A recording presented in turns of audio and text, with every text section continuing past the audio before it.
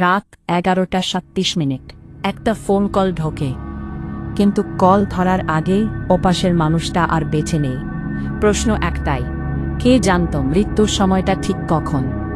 2025 সালের ডিসেম্বরে ওয়েস্ট বেঙ্গলের নদিয়া জেলার এক শান্ত গ্রামে হঠাৎ নিখোঁজ হয়ে যায় 22 বছরের এক কলেজ ছাত্র। পরদিন সকালে গ্রামের পাশের পুকুর থেকে উদ্ধার হয় তার দেহ। পুলিশ বলল মৃত্যুর সময় আনুমানিক রাত 11টা, কিন্তু ছেলেটির ফোনে পাওয়া গেল এক অদ্ভুত তথ্য। ঠিক 11:37 তার ফোন থেকে করা হয়েছে একটি মিসড কল।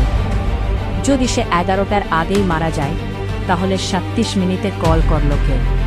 ফোনে ছিল না কোনো ফিঙ্গারপ্রিন্ট, ছিল না কোনো সিসিটিভি ফুটেজ। পরিবার বলল ছেলেটা মৃত্যুর আগের দিন থেকেই ভয় পাচ্ছিল।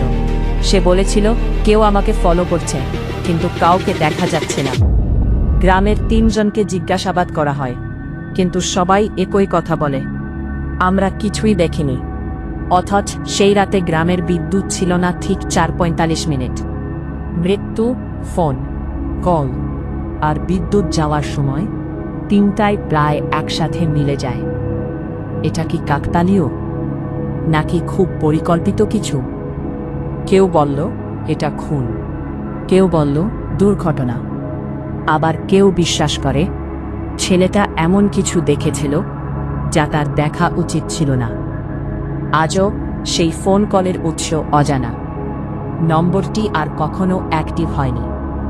কেসটি এখনো আন্ডার ইনভেস্টিগেশন।